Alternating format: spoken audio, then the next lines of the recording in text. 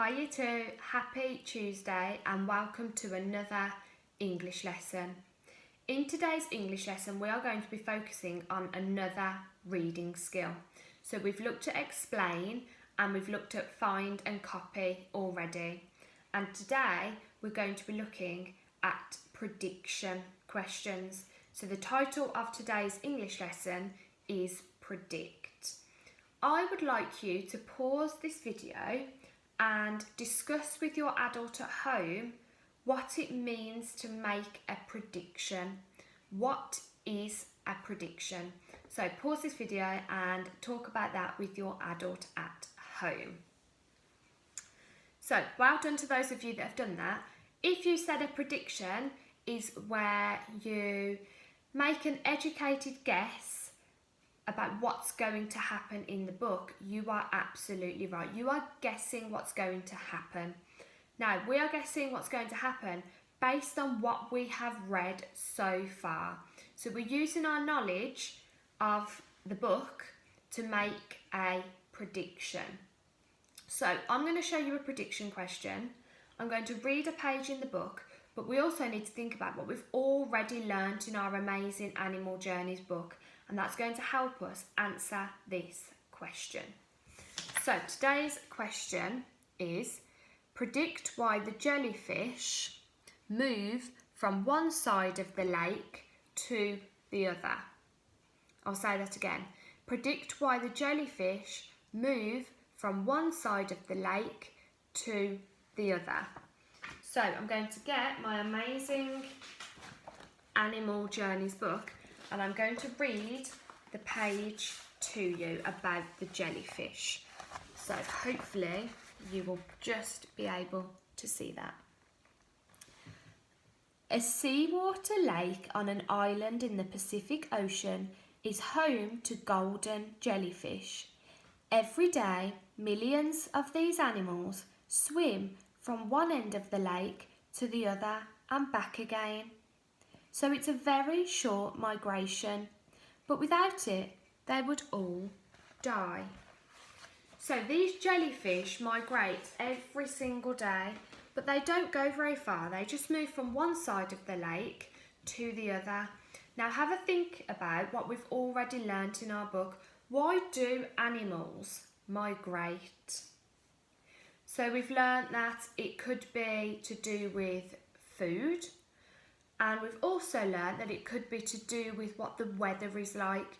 So some animals have to migrate in the winter because they need to live in a hot place. So I'm going to structure my answer based on what I know. So remember, with a prediction, it doesn't matter if your answer doesn't turn out to be correct because it's a guess. You're having a guess based on what you've read so far. But if your answer doesn't turn out to be right, it really doesn't matter, okay? So when we answer these questions, we use P-E-E like we did in our explain questions. So you make a point, you get some evidence from the text, and then you explain your point further.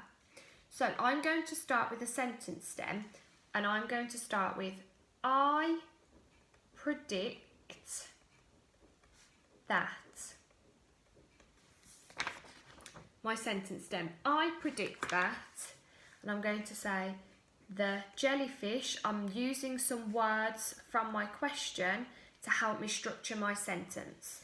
So I predict that the jellyfish move from one side of the lake to the other because, so let me show you, I've put I predict that the jellyfish move from one side of the lake to the other because, now I'm just trying to decide whether it will be because they need food or if it's to do with them needing somewhere warm. Now it looks like there's lots of trees around the lake. So I think I'm going to say that they move from one side of the lake to the other to get more sun, maybe, because maybe the trees are making certain parts of the lake shady, and maybe they need nice hot weather. That's what I'm going to write based on that picture. So I predict that the jellyfish move from one side of the lake to the other because they like the water to be nice and hot from the sun. So let me show you my answer. I predict that the jellyfish move from one side of the lake to the other because they like the water to be nice and hot from the sun. So you can see I've used the conjunction because, and I've taken lots of words from the question to help me structure my answer.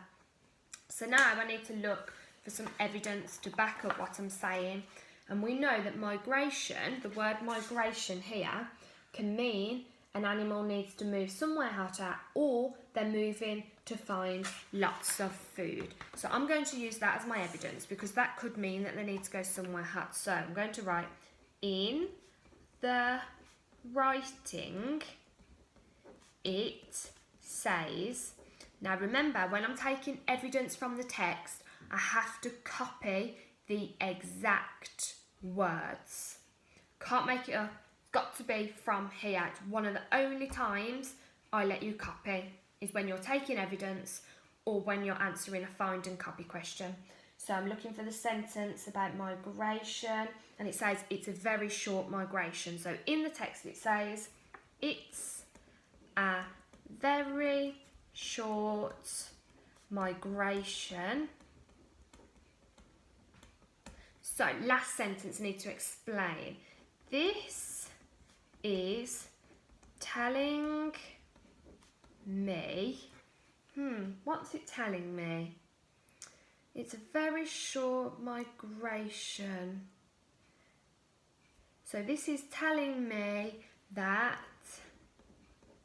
they have to move around a lot for, I'm going to put for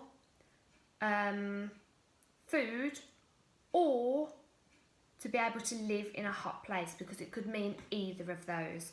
So this is telling me that they have to move around a lot for food or to be able to live in a hot place.